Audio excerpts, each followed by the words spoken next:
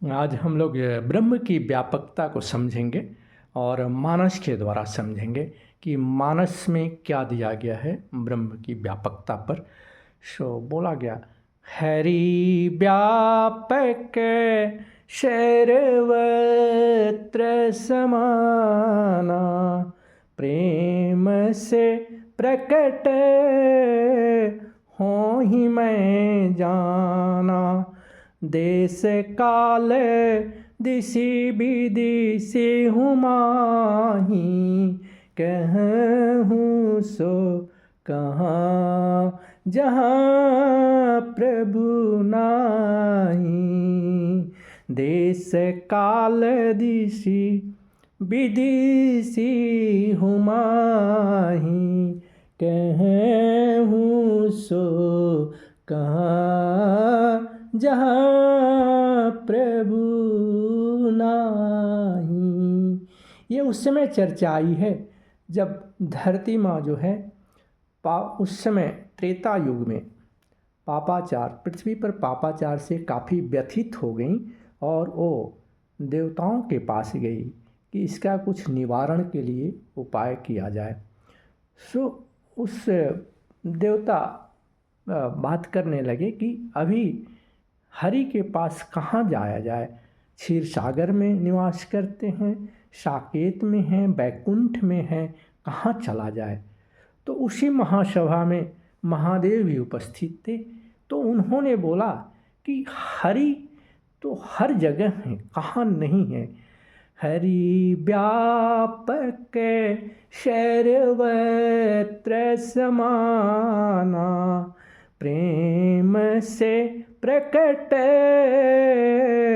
हो ही मैं जाना, देश काल दिशि विदिशि हूँ माही, कहूँ सो कहाँ जहाँ प्रभु नाही। तो महादेव बोले कि कहीं जाने की ज़रूरत नहीं है, न साकेत, न क्षीर सागर, न बैकुंठ, क्योंकि वो तो प्रेम से प्रकट होते हैं। क्योंकि हम यही समझते हैं कि हम जहाँ बैठे हैं वहाँ की कम महत्ता है, कहीं दूसरे जगह जाएंगे। क्योंकि परमात्मा की 3 परिभाषा व्यापकता में दिया गया कि व्यापक तो हैं ही, उसके साथ ही सर्वत्र भी हैं और समान रूप से हैं, हर काल में हैं, हर जगह हैं।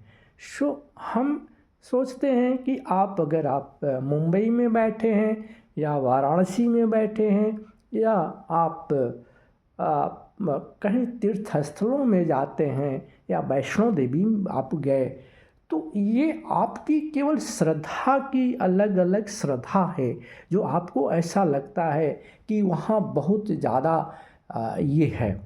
क्योंकि आपकी श्रद्धा, आप जहाँ बैठे हैं, अगर वही श्रद्धा यहाँ भी काम करे तो वही चीज़ होगी, वही चीज़ श्रद्धा से होगी। क्योंकि ये आपकी श्रद्धा का कमाल है। आप कहीं भी रहिए, परमात्मा सर्वत्र हैं, समान है और व्यापक रूप से हैं।